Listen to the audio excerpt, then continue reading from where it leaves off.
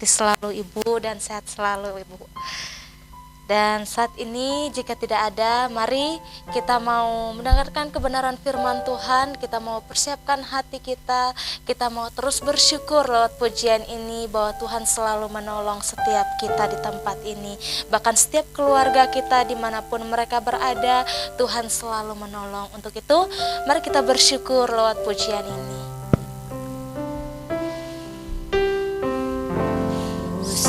Akan selalu berganti, kasih Tuhan tetap abadi,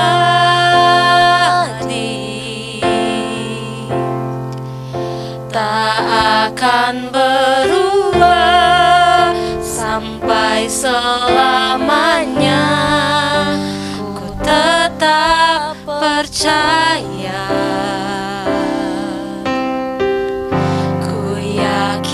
Tuhan memberkati. Ku yakin Tuhan melindungi.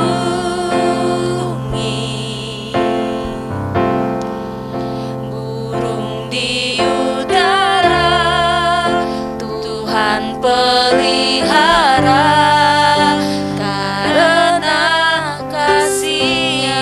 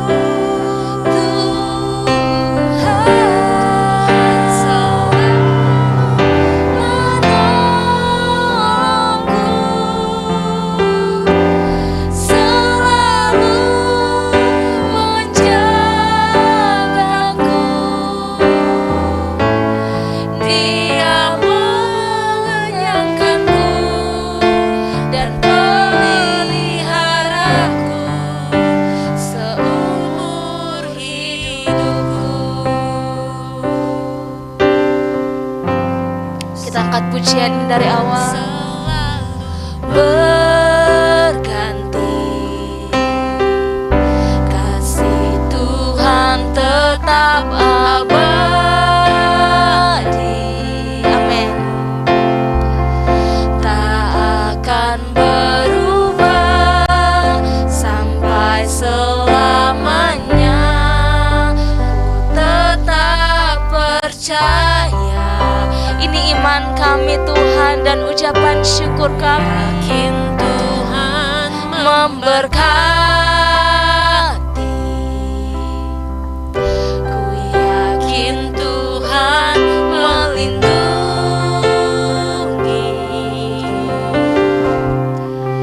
Burung di udara Tuhan pelihara karena kasih-Nya. Tuhan selalu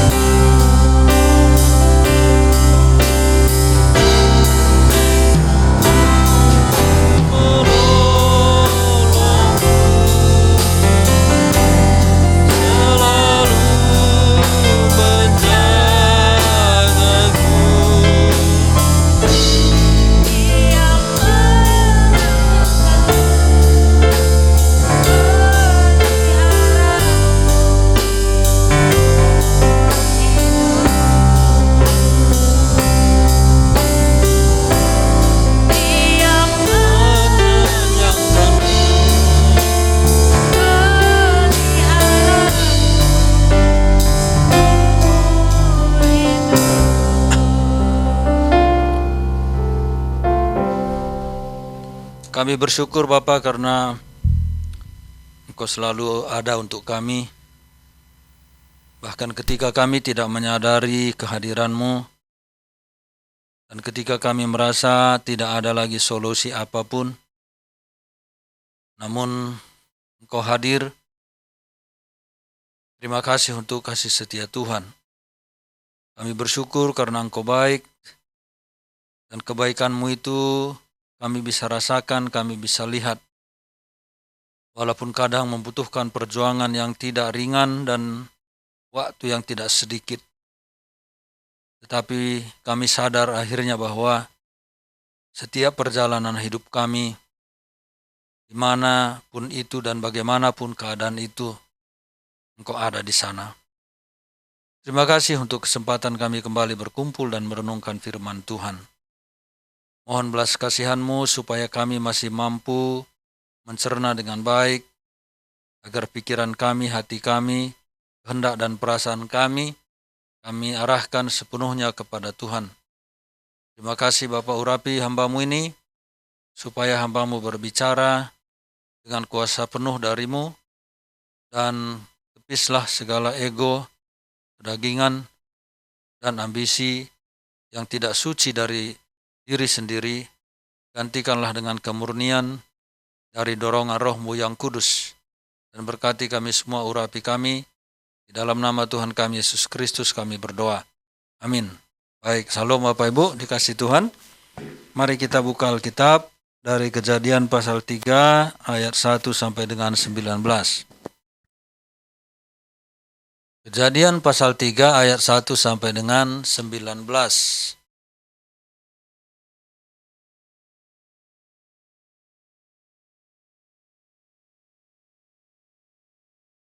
Kitab Kejadian pasal 3 ayat 1 sampai dengan 19.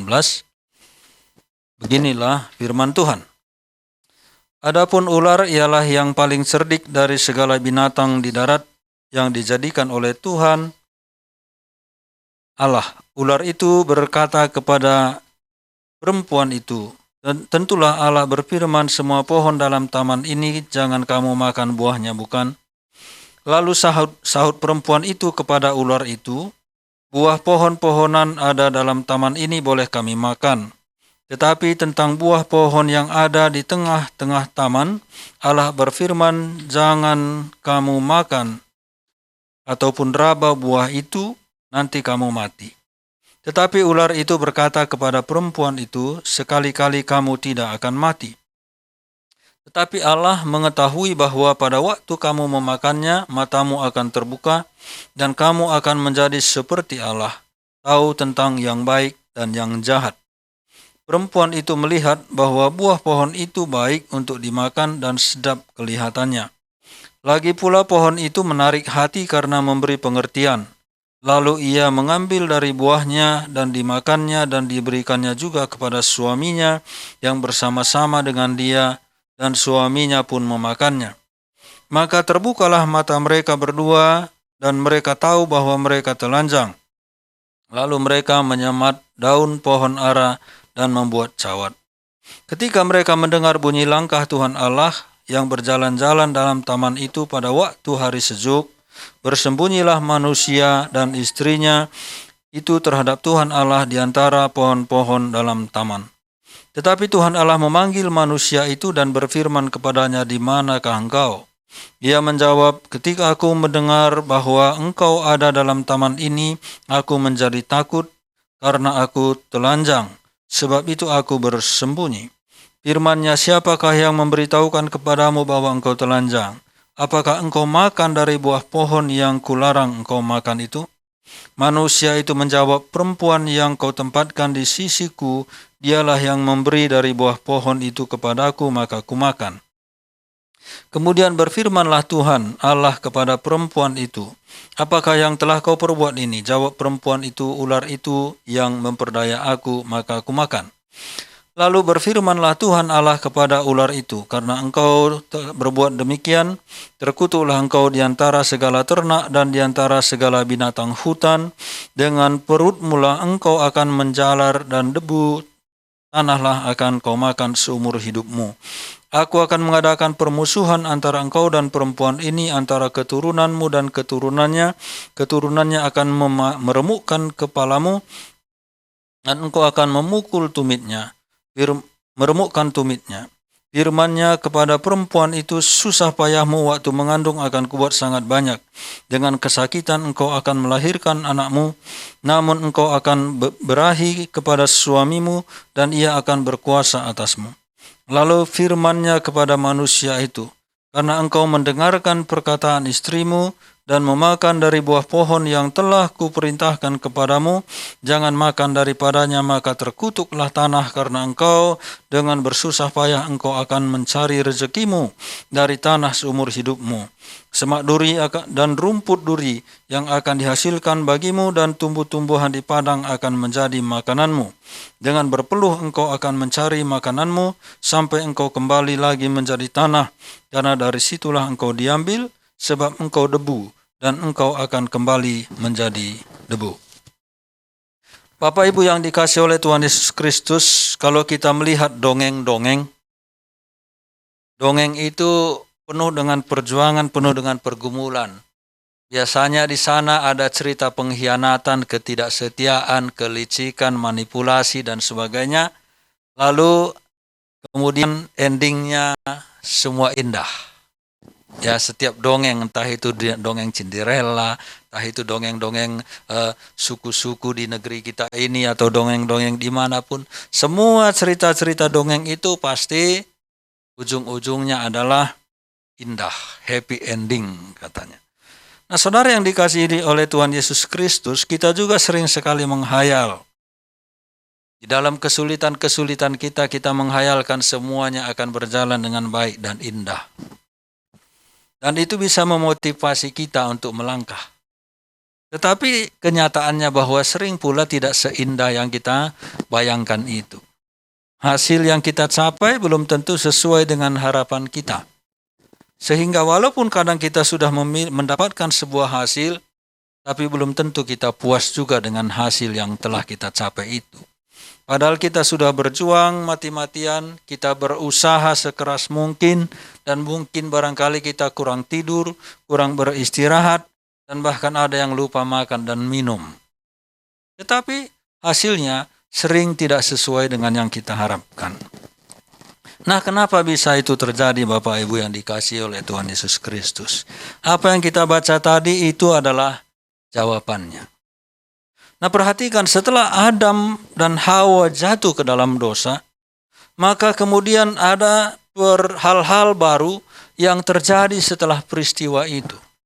Tuhan menyampaikan firman-Nya kepada Adam dan Hawa bahwa akan ada hal-hal lain yang tidak lagi menyenangkan yang timbul setelah kejatuhan manusia ke dalam dosa itu. Tentu dampaknya bukan hanya mati secara rohani, tetapi selagi kita hidup di dunia ini, dampak itu sangat terasa, bahkan sampai hari ini kita merasakan dampak ini, dan itu akan berlanjut sampai kepada kedatangan Tuhan Yesus kedua kali. Nah, saudara-saudara, coba kita perhatikan di ayat 3, di pasal yang ketiga tadi, ayat 8 sampai dengan 10. Setelah Adam dan Hawa jatuh ke dalam dosa, apa yang terjadi kemudian? Di situ dijelaskan bahwa hubungan manusia dengan Allah itu mulai terganggu. Mari kita lihat ayat 8 sampai dengan 10. Ketika mereka mendengar bunyi langkah Tuhan Allah yang berjalan-jalan dalam taman itu waktu hari sejuk. Perhatikan kata waktu itu, hari sejuk, hari di mana sangat menyenangkan mestinya. Bersembunyilah manusia dan istrinya itu terhadap Tuhan Allah di hadapan di antara pohon-pohon itu. Nah, perhatikan. Mereka itu bersembunyi, mereka takut. Kalau kita melihat nanti di ayat yang ke-10, bahwa mereka itu sudah mulai takut. Takut bertemu dengan Allah, takut bersekutu dengan Allah. Mereka menjauh dari Allah, mereka bersembunyi dari Allah.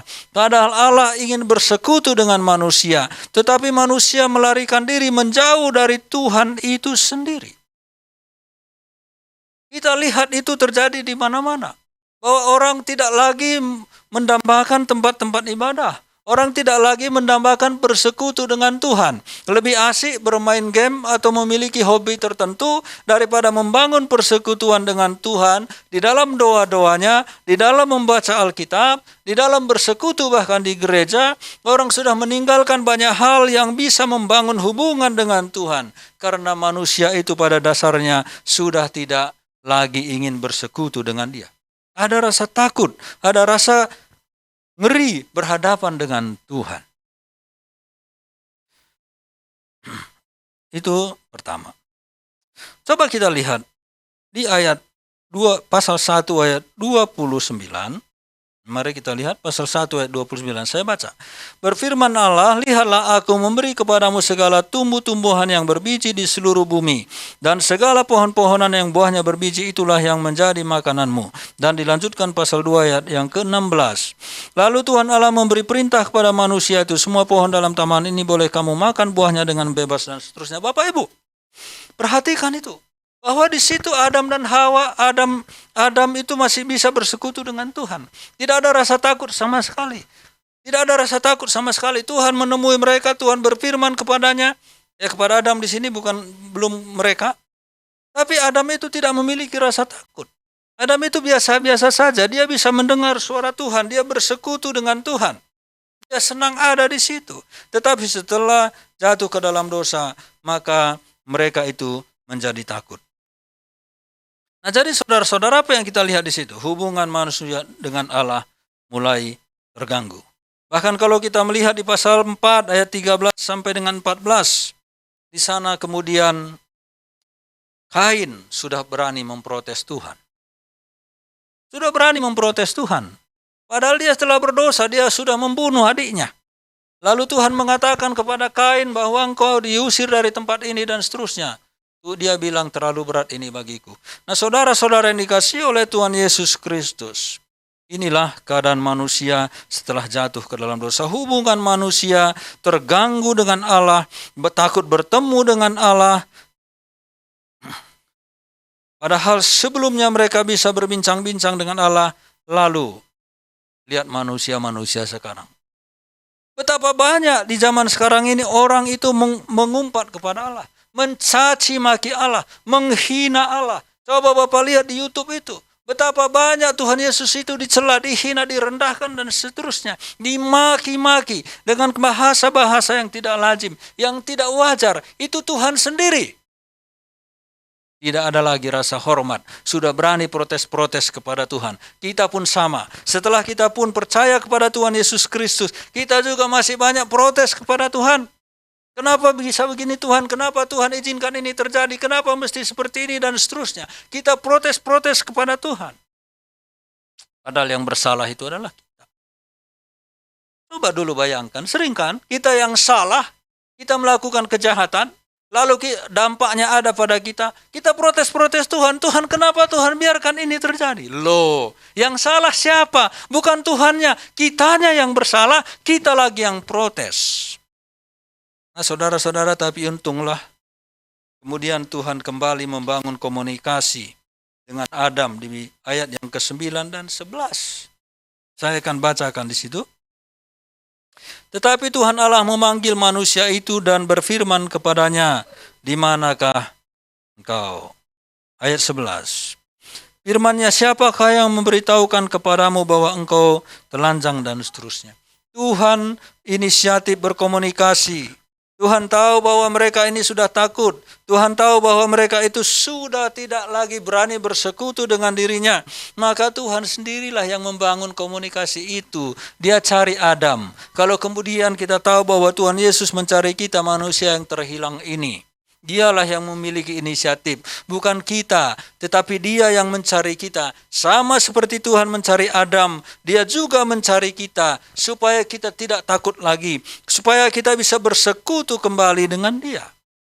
Bukankah seharusnya kita bersyukur kepada Tuhan, bahwa sejak awal manusia jatuh ke dalam dosa, Tuhan pula yang melakukan jembatan membangun hubungan itu kembali. Manusianya sudah ketakutan. Nah, jadi pertama Bapak Ibu, hubungan manusia dengan Allah mulai terganggu dan itu berlanjut sampai sekarang. sampai dengan kita. Kita juga sama saja. Jangan salah-salahkan lagi Adam. Walaupun kita sudah di dalam Yesus, sudah percaya kepadanya, tetapi hubungan kita itu sering sekali rusak, dan kitalah yang merusak hubungan itu, bukan Tuhan. Lalu kemudian kalau ada dampaknya yang buruk, kita pula yang protes Tuhan. Sebetulnya kalau kita jadi Tuhan capek juga. Ya, kita yang melukai hatinya, kita lagi yang protes-protes. Ya setelah itu kita tinggalkan dia. Coba dulu pikirkan. Nah tetapi ya Tuhan baik. Yang kedua, tadi hubungan manusia dengan Allah mulai rusak, itu terganggu. Hubungan dengan sesama rusak. Ayat yang ke-12, saya baca. Manusia itu menjawab, perempuan yang kau tempatkan di sisiku, dialah yang memberi dari buah pohon itu kepadaku, maka ku makan. Apa kata Adam? Apakah engkau sudah memakan buah pohon yang kularang itu? Lalu Adam bilang, perempuan yang kau tempatkan di sisiku itu. Tadinya dia mengatakan, inilah tubuh dari tubuhku, daging dari dagingku. Tetapi sekarang dia mengatakan, dialah yang membuat aku jatuh ke dalam dosa. Awal pertemuan itu mereka sangat romantis. Mereka sangat bangga memiliki satu dengan yang lain. Cinta mereka berbunga-bunga di Taman Eden yang indah itu. Tetapi setelah itu, laki-laki bilang, perempuan yang kau berikan itulah. Hubungan relasi antara manusia dengan manusia, mereka baru 2 orang pada waktu itu, sudah rusak. Dan sampai sekarang pun hubungan suami istri itu tidak ada yang harmonis. Siapa yang bilang, katakan bahwa cinta itu berbunga-bunga sepanjang waktu? Tidak berbunga-bunga, tapi bunganya bunga mawar. Ada durinya di situ. Ya kan seperti lambang cinta kan? Bunga mawar. Tapi saudara kalau salah genggam, saudara menggenggam duri. Kan begitu? Maka hati-hati dengan mawar yang diberikan, khususnya gadis-gadis. Lebih baik bunga uang lah, bunga bank. Saudara-saudara yang dikasih oleh Tuhan Yesus Kristus, semua rusak. Hubungan kita, sebaik-baiknya kita, sesungguh-sungguhnya kita di dalam Tuhan, kita tidak pernah puas 100% dengan pasangan hidup kita. Sudah rusak semua setelah jatuhnya Adam dalam dosa. Maka kita hanya bisa mencoba untuk memperbaiki hubungan demi hubungan di dalam rumah tangga kita, hubungan dengan sesama manusia yang lain, karena semuanya sudah menjadi rusak. Dan sering sekali kita kemudian melempar tanggung jawab, menunjuk orang lain, padahal kita sebagai pelaku. Bukankah Adam bisa tolak?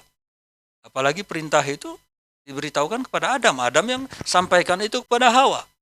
Harusnya kan Adam bisa bilang, bisa ya? Ini udah dilarang Tuhan loh ya. Kan nggak begitu. Dia nggak diambil, dia makan juga. Tapi kemudian yang dia salahkan itu adalah Hawa.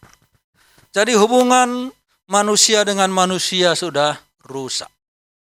Dan itu pun terjadi sampai sekarang. Bahwa hubungan itu terus-menerus rusak. Makanya selalu ada kata rekonsiliasi satu dengan yang lain. Ada perbaikan-perbaikan hubungan satu dengan yang lain. Tapi tidak sedikit bahwa hubungan satu dengan yang lain itu tidak pernah beres sampai maut. Ya, sampai maut. Dan bahkan dalam rumah tangga pun, sampai maut memisahkan pun, hubungan itu belum tentu beres. Karena dosa. Dosa itu sudah merasuk ke dalam diri Adam dan Hawa. Nah, Bapak Ibu yang dikasihi oleh Tuhan, dan kemudian hubungan itu pun semakin rusak.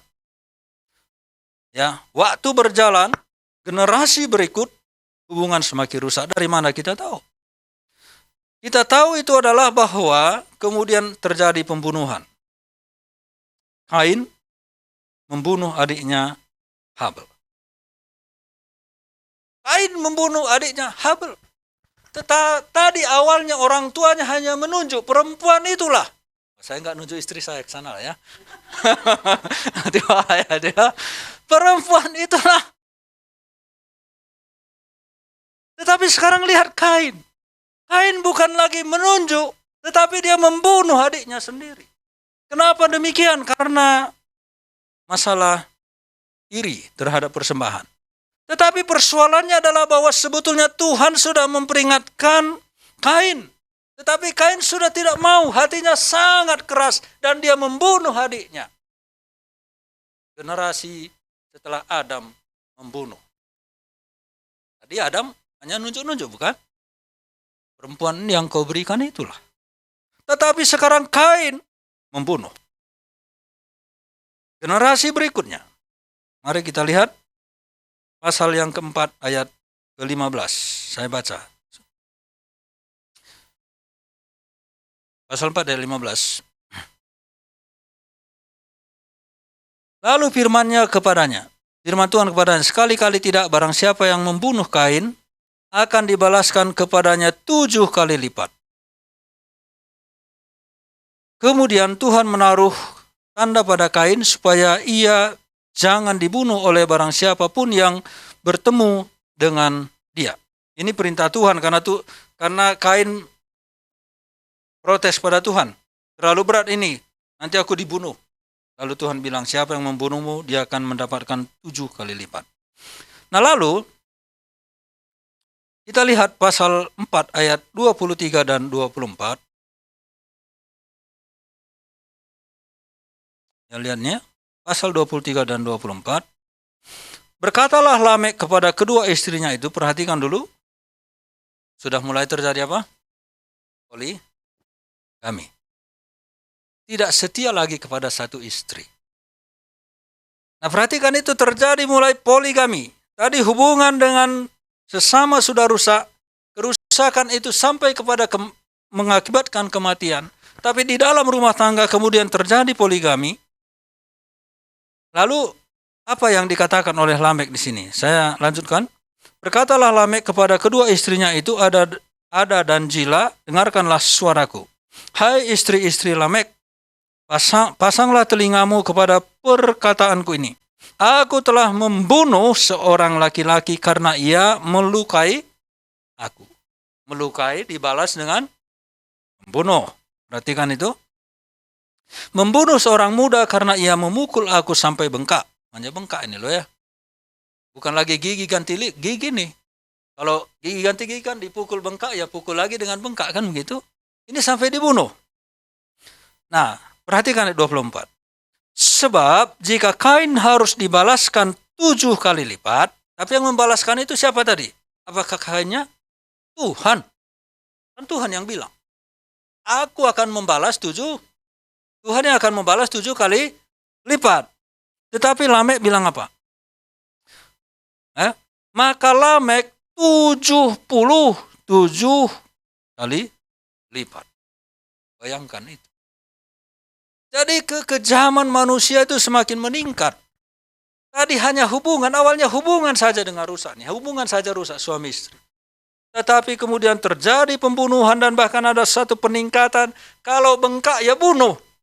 Kalau 7 kali lipat kata Tuhan, saya akan lakukan 70 kali lipat. Sudah berani melampaui apa yang Tuhan inginkan dan dia bertindak sendiri secara sewenang-wenang menghilangkan nyawa orang lain. Tapi juga orang yang sama sekarang adalah orang yang sudah berpoligami. Jadi ini awalnya ada poligami. Ini bukan perintah Tuhan, tetapi tindakan mereka, tindakan Lamek itu sendiri. Nah, jadi mulai ada pertama cari kambing hitam, kedua terjadi pembunuhan, terjadi poligami. Coba pasal 6 ayat yang kedua, kita lihat apa yang terjadi di situ. Maka anak-anak Allah melihat bahwa anak-anak perempuan manusia itu cantik-cantik, lalu mereka mengambil istri dari antara perempuan-perempuan itu siapa saja yang disukai mereka. Oh, sekarang sewenang-wenang saja. Oh, saya suka. Ibaratnya orang pergi ke pasar, dia ini seperti beli sayur aja. Saya suka ini perempuan pedagang sayur, ambil gitu kan. Saya suka ini, ambil. Tidak lagi pertimbangan apapun. Pokoknya siapa yang dia suka diambil saja. Bayangkan dulu hidup seperti ini, apakah enak ini? Hidup begini pasti susah, perempuan semua menderita di sini. Perempuan pasti semua akan kesulitan. Setiap kali ada laki-laki suka ambil, laki-laki ada lu suka sama perempuan diambil. Nah inilah terjadi kemudian sewenang-wenang. Ini diawali oleh dosa Adam. Lalu lihat pasal 3 ayat 16. Bapak Ibu, saya lihat baca ya. Firman-Nya kepada perempuan itu, susah payahmu waktu mengandung akan kubuat sangat banyak. Dengan kesakitan engkau akan melahirkan anakmu. Bayangkan. Bermasalah dengan reproduksi. Berarti awalnya Tuhan tidak merancangkan manusia itu susah, perempuan itu, ibu-ibu itu susah untuk melahirkan. Tetapi setelah kejatuhan ke dalam dosa itu, maka susah payah melahirkan itu akan sangat banyak. Ibu-ibu tahu itu semua. Tahu semua. Bahkan lebih mudah binatang, maaf. Coba Bapak Ibu lihat di YouTube itu. Video-video binatang itu melahirkan. Induknya hanya berdiri, blek jatuh, udah jalan. Sedikit-sedikit, ibunya tidak masalah. Tidak mengerang. Tetapi manusia itu kesulitan, kesakitan. Saya tahu ya, karena anak saya tiga-tiganya saya tungguin waktu lahir. Ya, sampai mata itu tinggal putihnya aja kelihatan. Akan nyawa ibunya mau hilang kan begitu. Susah sekali. Dia merasa tidak ada lagi tenaga. Disuruh, dikasih minum, dia minum pun tidak bisa. Dikasih roti pun tidak bisa dimakan dan seterusnya. Sementara datang lagi pihak medis, ayo bu, ayolah, keluarkan tenaga katanya. Tenaga apa? Sudah dari entah berapa hari yang lalu sudah mulus-mulus. Gitu ya. Sudah dikasih makan tidak mau makan, dikasih minum tidak bisa minum, disuruh lagi, ayo tenaganya sedikit lagi dan seterusnya. Saudara-saudara, susah payah melahirkan. Itu sangat banyak. Bukan hanya melahirkan, bahkan setelah mengandung pun sangat banyak. Sampai ada teman saya cerita, saya katanya, baru istri saya mendengar langkah saya di luar, dia sudah mules, sudah mual-mual, muntah-muntah. Berat sekali pikir saya. Baru dengar suaranya di luar, belum masuk rumah, dia sudah muntah. Dia sudah mules-mules, sudah nek gitu ya.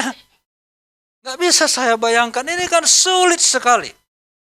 Dan itu bisa terjadi berbulan-bulan, bukan hanya sehari, 2 hari, seminggu, 2 minggu.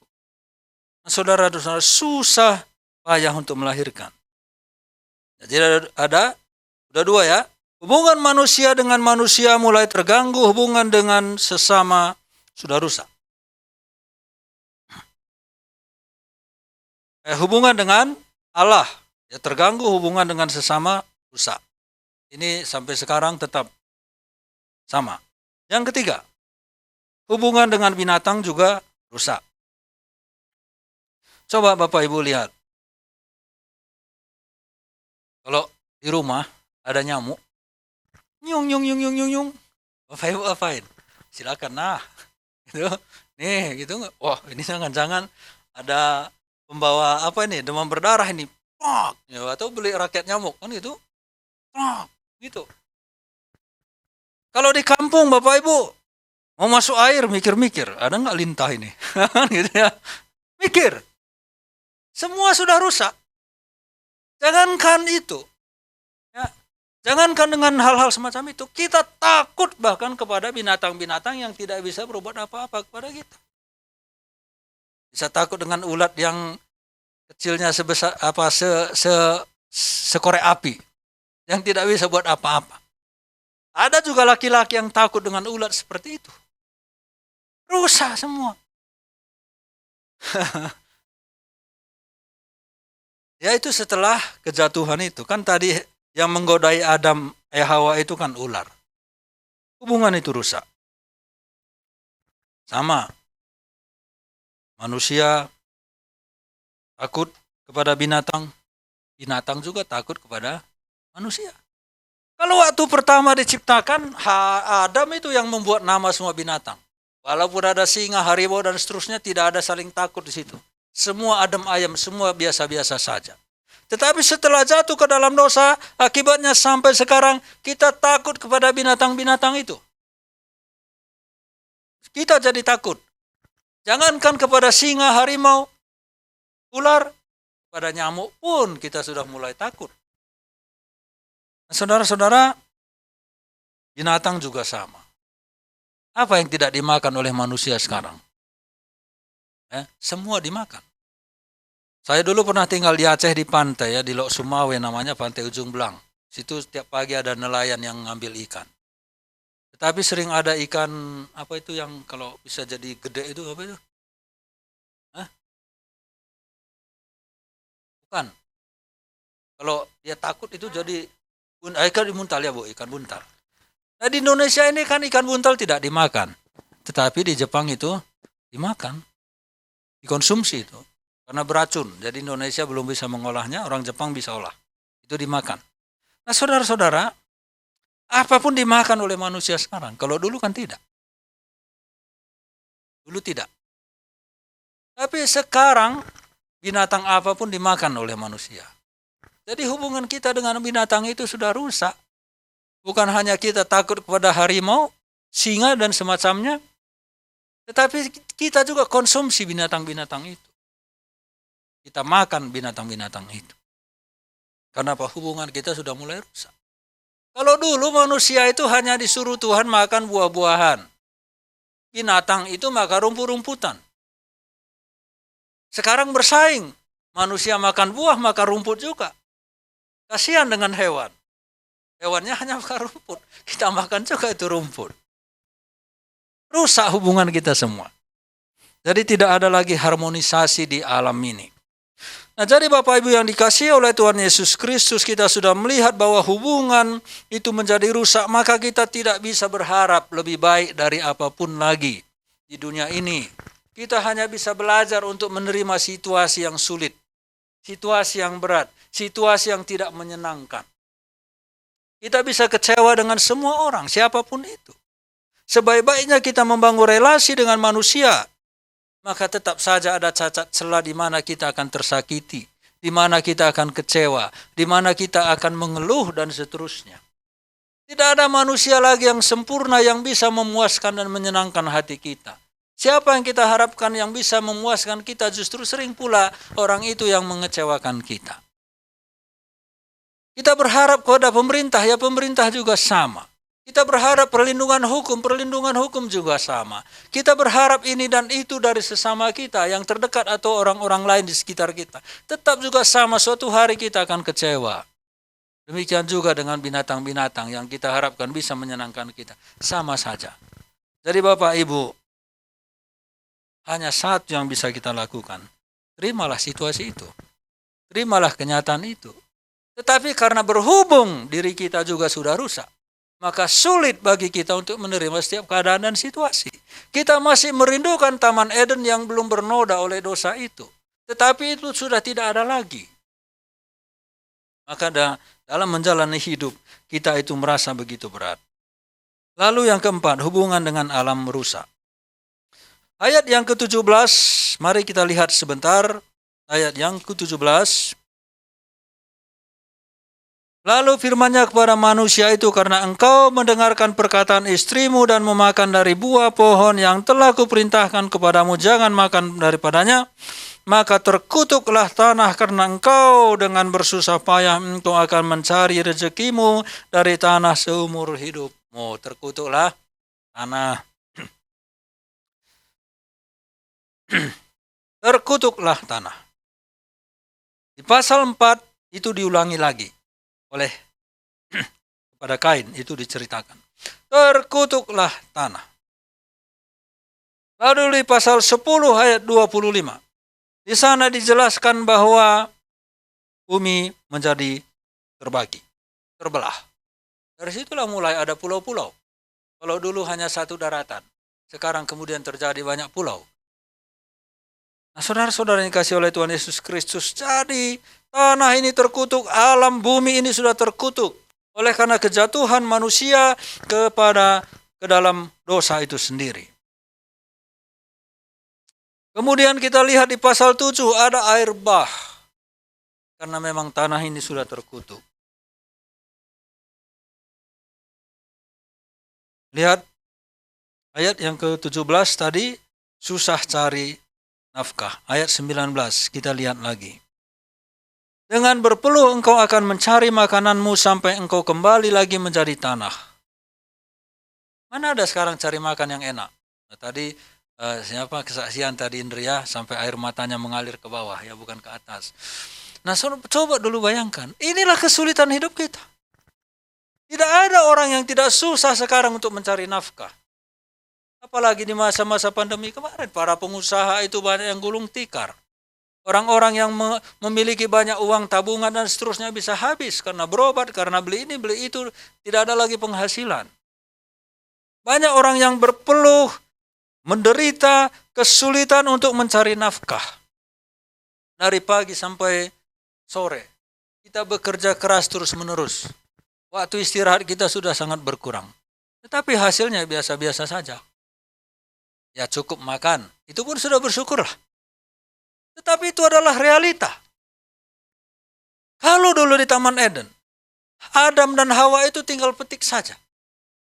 Tinggal ambil saja apa yang dia mau. Sesuka-sukanya. Sebebas-bebasnya, kecuali satu pohon itu saja. Tetapi sekarang Bapak Ibu yang dikasih oleh Tuhan Yesus Kristus.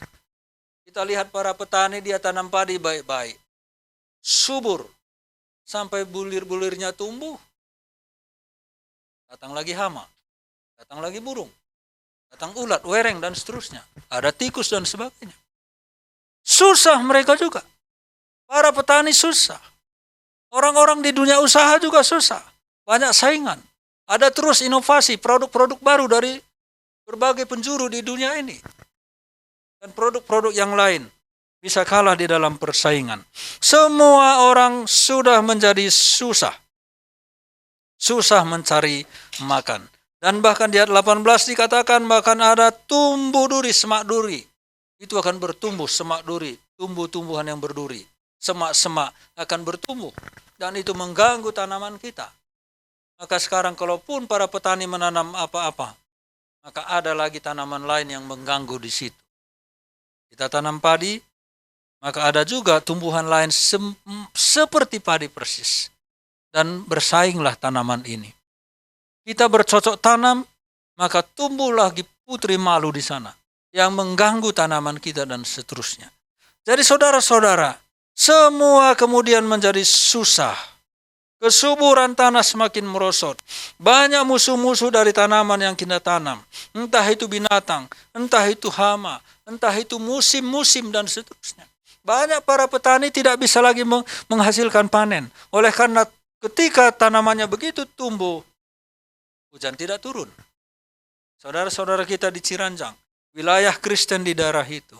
Kalau musim kemarau, kasihan mereka. Mereka tidak punya apa-apa. Karena tidak ada irigasi. Yang ada menunggu air hujan saja.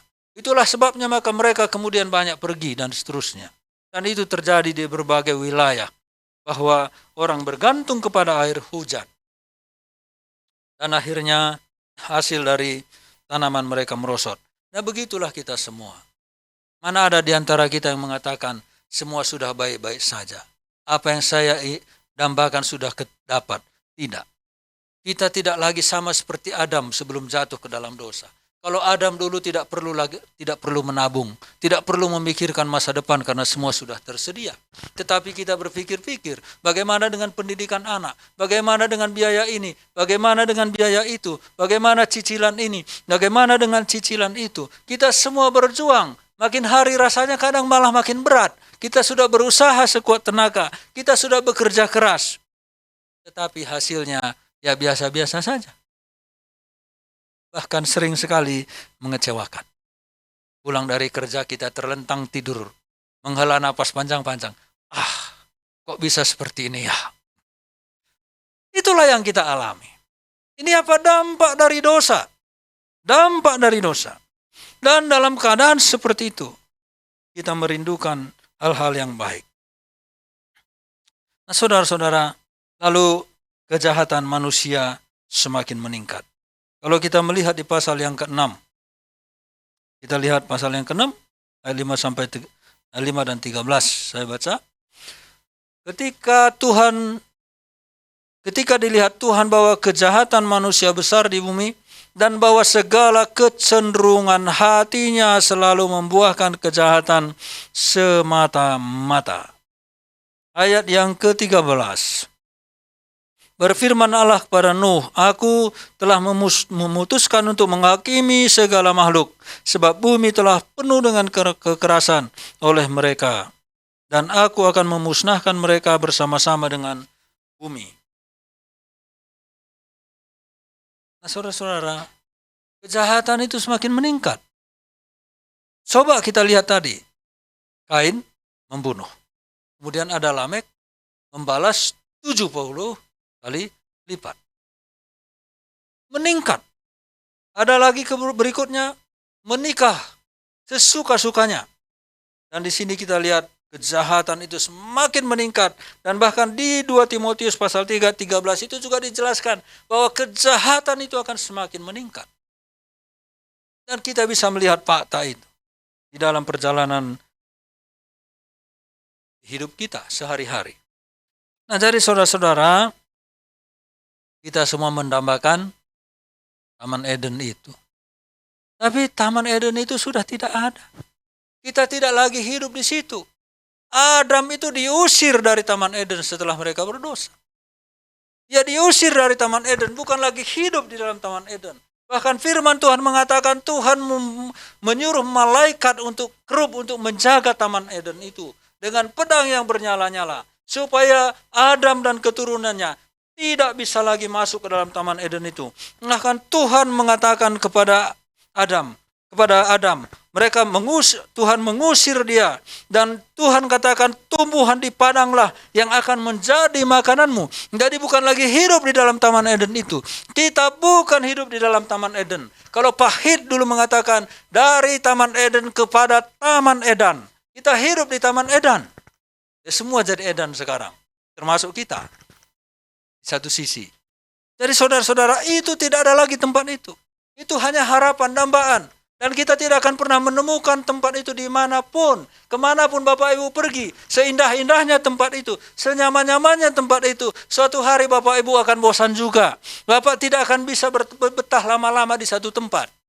Banyak orang senang katanya ke Bali. Di Bali itu bagus dan indah. Coba Bapak Ibu tinggal di sana setahun. Biasa aja.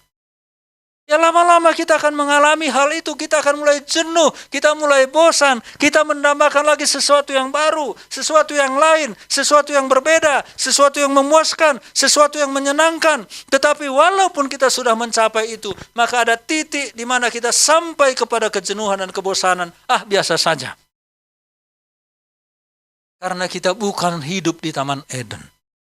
Semua yang ada tidak akan pernah memuaskan hati kita. Walaupun kita meraih sebanyak-banyaknya, mengumpulkan sebanyak-banyaknya, kita menikmati sebanyak-banyaknya, sekenyang-kenyangnya, sepuas-puasnya, maka sampai pada suatu waktu ada titik di mana kita juga akan merasa jenuh.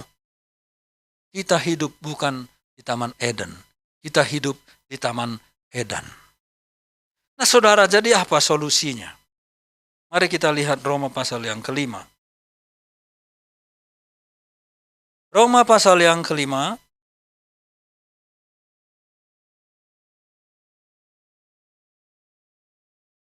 ayat yang ke-1. Sebab itu kita yang dibenarkan karena iman, kita hidup dalam damai sejahtera dengan Allah oleh karena Tuhan kita Yesus Kristus.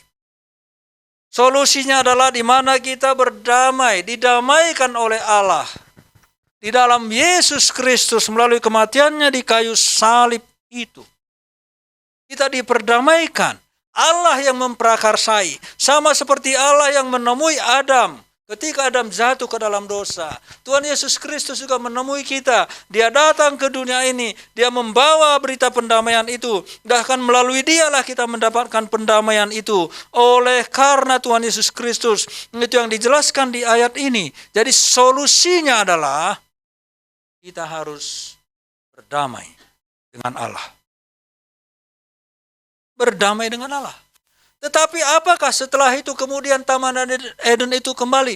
Tidak kembali, sama saja. Tetapi yang menjadi berubah adalah sikap hati kita, perasaan kita, Tuhan Yesus pernah mengatakan, damai sejahtera kuberikan kepadamu, damai sejahtera kutinggalkan kepadamu. Damai yang kuberikan kepadamu tidak seperti yang diberikan oleh dunia ini. Artinya damai yang diberikan oleh dunia ini tidak akan pernah memuaskan kita. Tetapi damai yang diberikan oleh Kristus Tuhan kita, itu adalah damai yang melampaui apapun yang bisa diberikan oleh dunia ini. Damai di tengah-tengah badai, damai di tengah-tengah kesukaran, damai di dalam kesulitan, damai di dalam beragam pergumulan hidup. Itulah damai yang diberikan oleh Tuhan. Damai di dalam Taman Eden itu sudah tidak ada lagi di muka bumi ini sampai kiamat datang. Kita mendambakan, mengharapkan tempat yang sama. Kita tidak akan pernah menemukannya.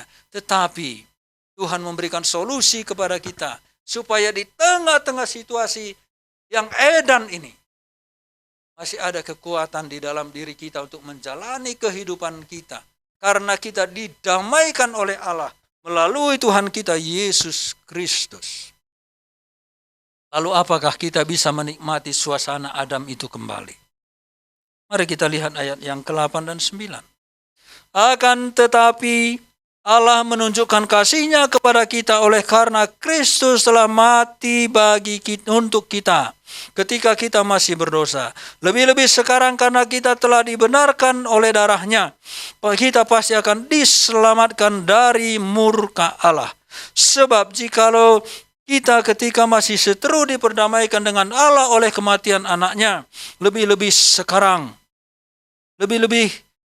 kita yang sekarang telah diperdamaikan pasti akan diselamatkan oleh hidup.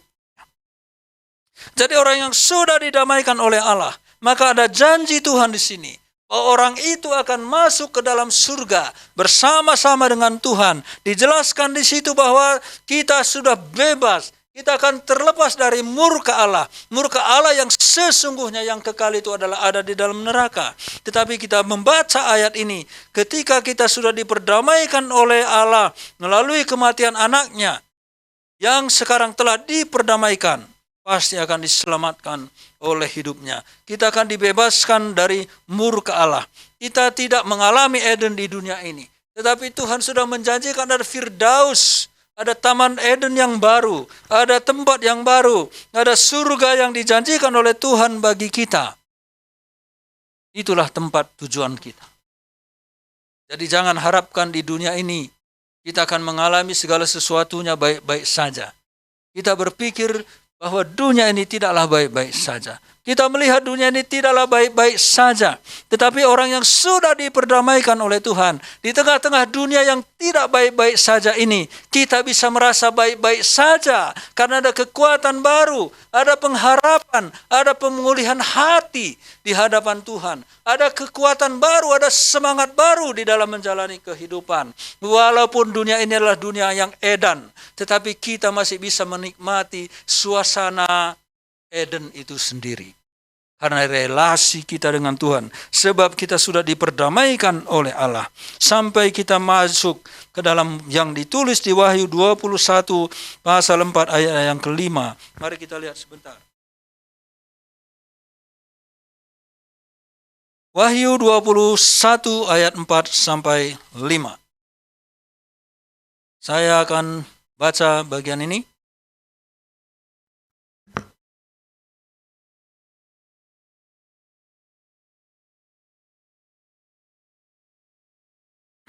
Wahyu 21. Lalu aku melihat langit yang baru dan bumi yang baru, sebab langit yang pertama dan bumi yang pertama telah berlalu, dan laut pun tidak ada lagi.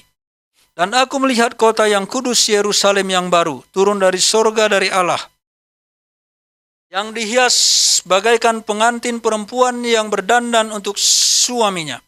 Lalu aku mendengar suara yang nyaring dari tahta itu berkata, lihatlah, kemah Allah ada di tengah-tengah manusia dan ia akan diam bersama-sama dengan mereka. Mereka akan menjadi umatnya dan ia akan menjadi Allah mereka. Dan ia akan menghapus segala air mata mereka. Dan maut tidak akan ada lagi. Tidak ada lagi perkabungan, atau ratap tangis, atau duka cita. sebab segala sesuatu yang lama itu telah berlalu. Ia yang duduk di atas tahta itu berkata, lihatlah, aku menjadikan segala sesuatu baru. Dan firman-Nya, tuliskanlah, karena segala perkataan ini adalah tepat dan benar. Segala sesuatu baru. Inilah yang kita nantikan. Inilah tujuan hidup kita. Bapak, Ibu, Saudara yang dikasihi oleh Tuhan Yesus Kristus, di sini betul bahwa kita masih bersusah-susah.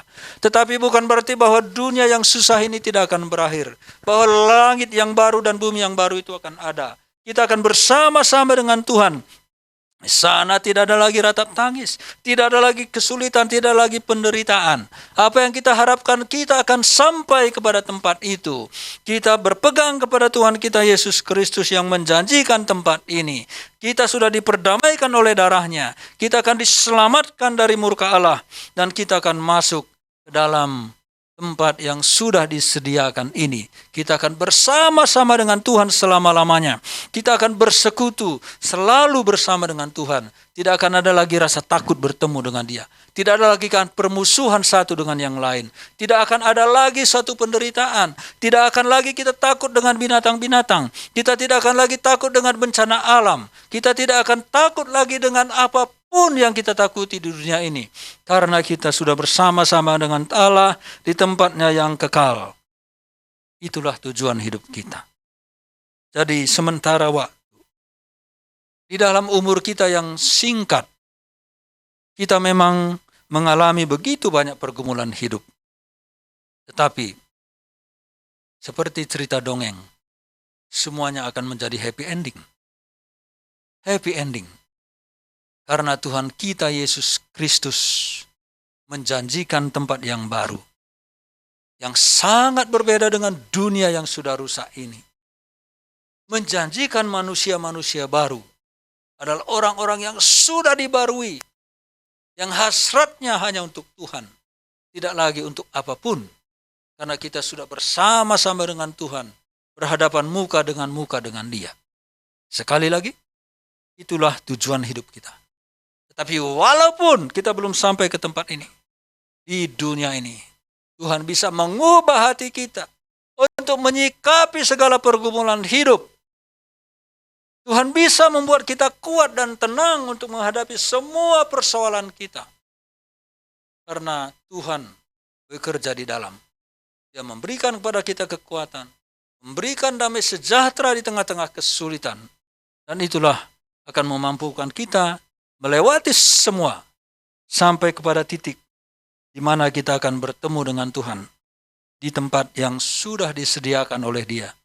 Dan bahkan ini barangkali melampaui dari Taman Eden itu sendiri. Mari kita berdoa. Terima kasih Tuhan, kami bersyukur kepadamu.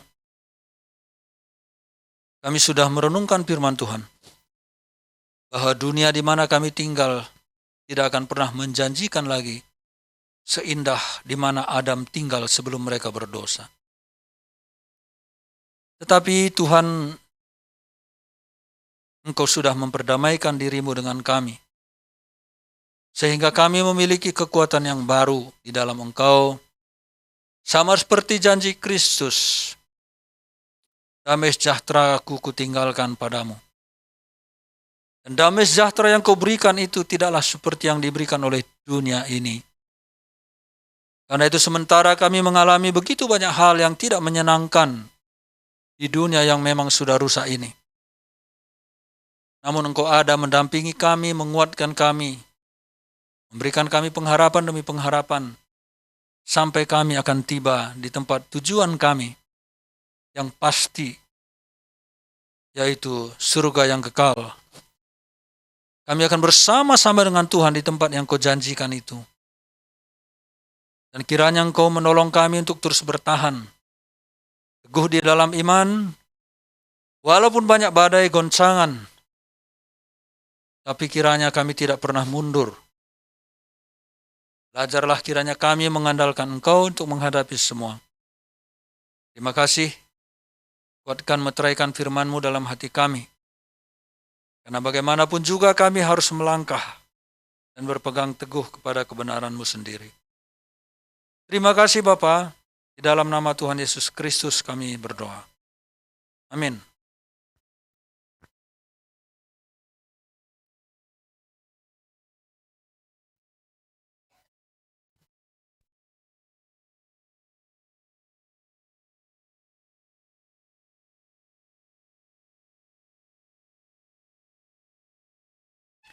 Puji Tuhan, kita telah mendengarkan kebenaran firman Tuhan.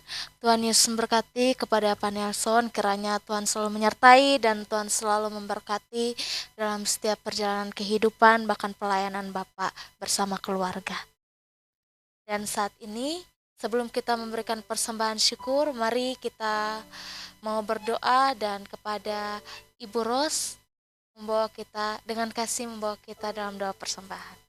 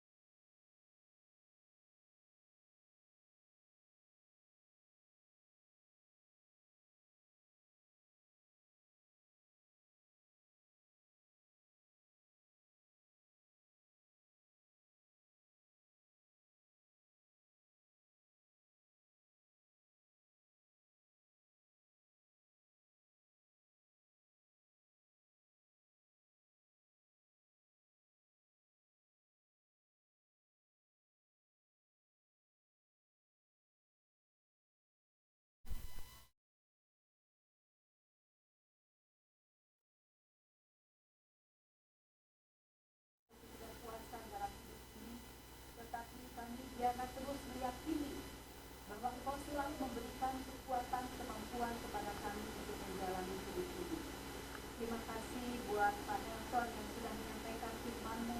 Biarlah Tuhan yang terus memakai dia, Tuhan yang terus mengurapi dia dan memberikan keberanian dalam hatinya untuk senantiasa menciptakan firman-Mu. Kemanapun Kau utus, biarlah kuasa Roh Kudus senantiasa menaunginya, senantiasa melindungi dan memeliharanya. Terima kasih Bapa. Sebentar kami akan memberikan persembahan. Biarlah kami memberi dengan penuh sukacita dan rasa syukur kepada Engkau yang senantiasa memelihara kehidupan kami. Dan biarlah setiap persembahan yang sudah terkumpul boleh kami kelola bagi dan untuk kemuliaan nama-Mu saja. Di dalam nama Tuhan Yesus kami berdoa dan mengucap syukur. Amin. Sambil persembahan dijalankan, mari kita angkat pujian segalanya yang kumiliki. Kepada yang bertugas saya persilakan.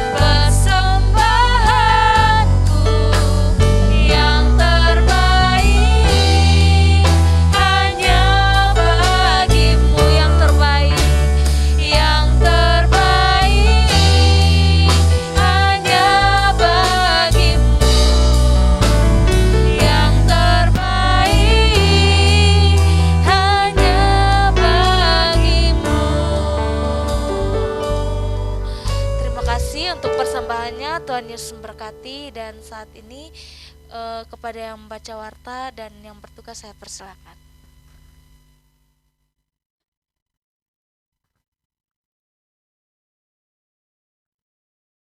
Terima kasih Pendeta Nelson atas firman Tuhan yang bisa menguatkan kita ya. Kita akan mendengarkan warta jemaat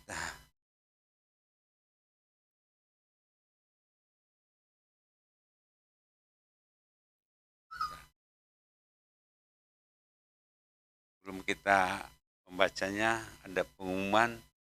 Hari Kamis kita tetap ibadah jam 9 karena hari kenaikan Tuhan Yesus di surga. Pemerintah sudah memberikan libur kepada kita, nah kita datang beribadah.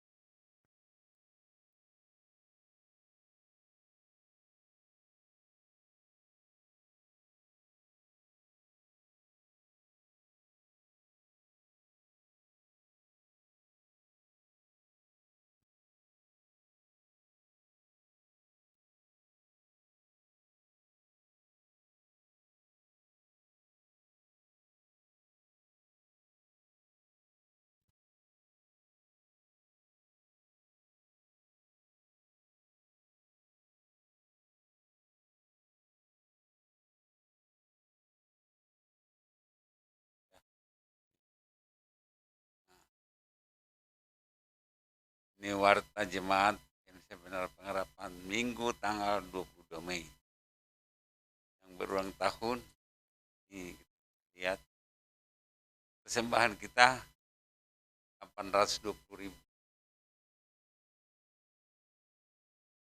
Yang ulang tahun bulan Mei ya.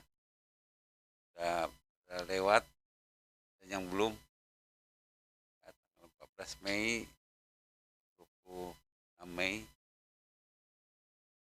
ya. Judi juga ada.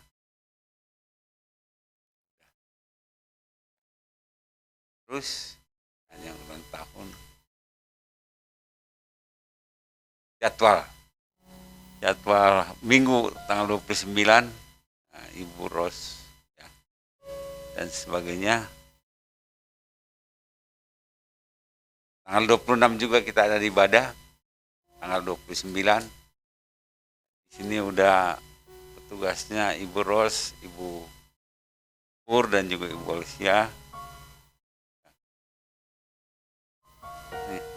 Ini lanjut aja tanggal 26 sampai tanggal 29. Ya. Ya. Ya. Jadi 2 kali ibadah ini. Itu kan bonus.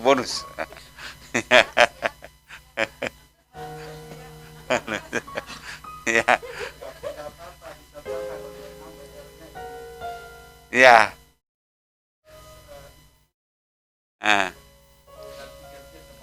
Ya. Ya, nanti bisa sultan lah. Gantian. Ya. Ya, tuh. Ya, udah. Oh ya. Nah, tetap kita dengarkan Bapak Yopi tiap di Radio Cepi setiap Minggu pagi jam 7. Ya, bisa kita dengarkan. Terus pokok doa ya. Kita doakan Ibu Rosia, Bu Rosi untuk salinannya. Adalah pokok doa tambahan.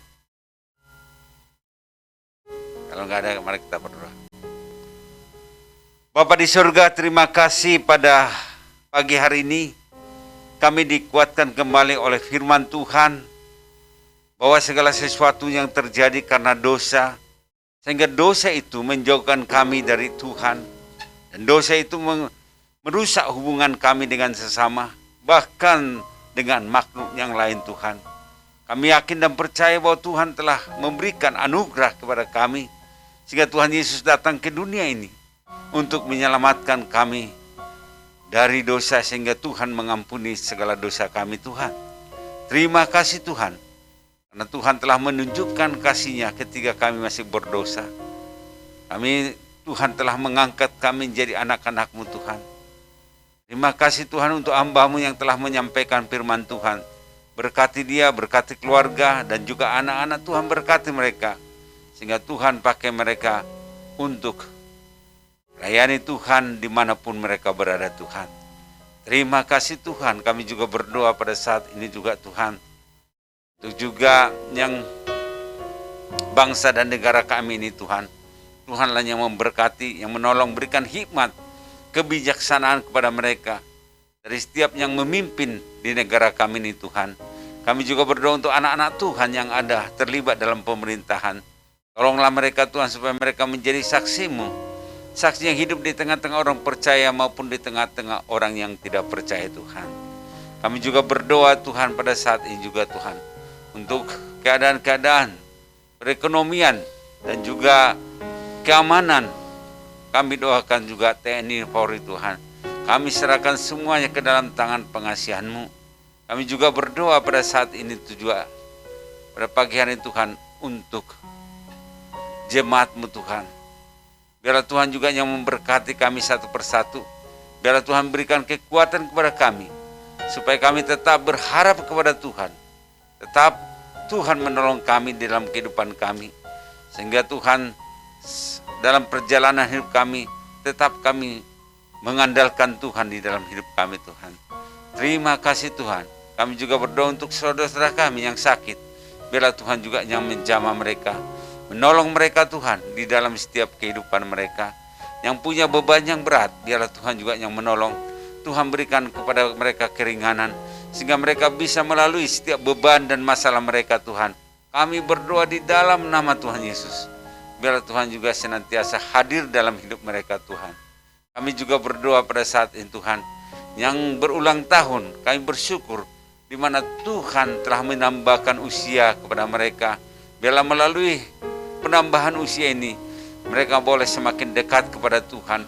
Mereka bisa menghitung hari-hari yang mereka lalui sehingga mereka boleh memberi yang terbaik untuk Tuhan. Yang belum berulang tahun Tuhan berkati juga. Biarlah Tuhan juga yang menolong mereka Tuhan, sehingga terus mereka bersyukur kepada Tuhan atas usia yang Tuhan mau tambahkan kepada mereka Tuhan. Terima kasih Tuhan. Kami juga berdoa pada saat ini juga Tuhan, usaha untuk Ibu Rosi yang nantinya akan juga bersalin. Biarlah Tuhan juga menolong, berikan kekuatan kepada dia, berikan pertolongan, kerinduan kami Tuhan, supaya dia nantinya boleh melahirkan dengan normal, sehingga boleh Tuhan dokter yang menanganinya, boleh Tuhan juga berikan telitian sehingga boleh menangani ibu kekasih kami dengan baik Tuhan. Kami juga berdoa untuk anak-anak suami, kami serahkan kepada Tuhan, sehingga Tuhan juga yang menolong mereka supaya keluarga mereka Tuhan melalui kehadiran anak ini boleh mereka bersuka cita di dalam Tuhan. Terima kasih Tuhan. Kami juga berdoa pada saat ini Tuhan untuk setiap penginjil-penginjil dimanapun berada, biar Tuhan juga memberkati. Kami juga berdoa Tuhan untuk keluarga mereka dan juga layanan mereka kami serahkan kepada Tuhan. Kami juga berdoa untuk Pak Yopi dan Ibu Yopi, Tuhan berkati juga di masa tua mereka, sehingga terus Tuhan tolong Tuhan dalam perjalanan hidupnya. Keluarga mereka Tuhan tolong Tuhan. Kami mau serahkan ini di dalam nama Tuhan Yesus Tuhan. Tuhan terima kasih, inilah Tuhan doa syafaat kami, permohonan kami yang kami panjatkan. Di dalam nama Tuhan Yesus Kristus kami berdoa. Amin.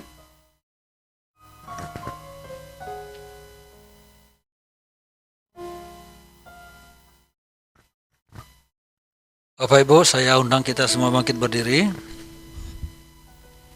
Kita akan mengakukan pengakuan iman rasuli. Mari kita katakan bersama-sama.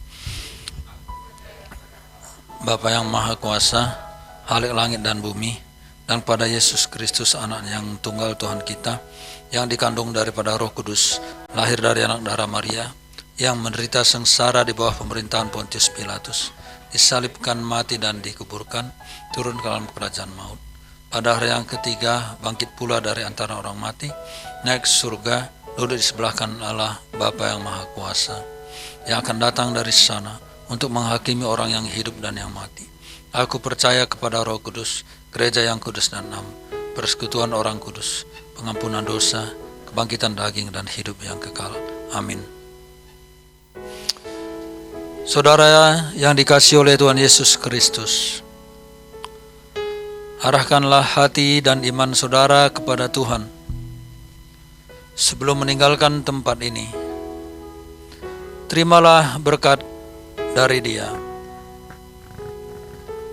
Kekayaan kasih karunia dan rahmat serta pemeliharaan yang sempurna dari Allah Bapa kita menyertai saudara-saudara sekalian, dan Tuhan Yesus Kristus yang mencurahkan damai sejahtera berbeda dengan damai sejahtera yang diberikan oleh dunia ini, dan Roh yang Kudus, Roh itulah yang akan memberikan gelora sukacita, kekuatan dan semangat baru di dalam hidup saudara-saudara sampai Tuhan Yesus datang kembali. Maranatha.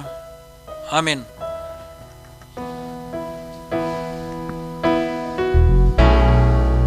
Kau Allah yang besar. Kau Allah yang besar, ajaib dan mulia.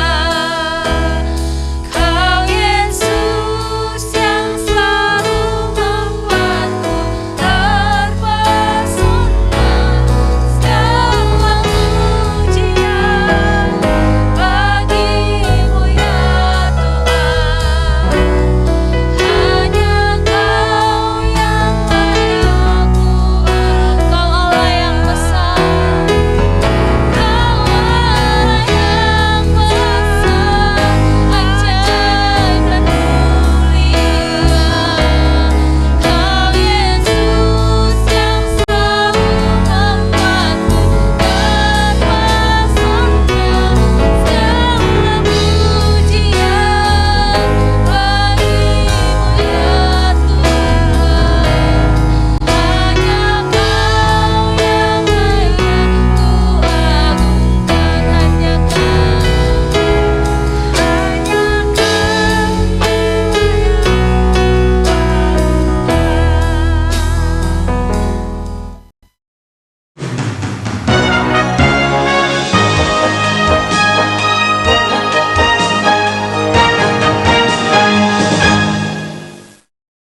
Ya, untuk setiap kebenaran firman-Mu, biarlah melalui setiap ibadah pujian dan kebenaran firman-Mu, kami boleh semakin dekat percaya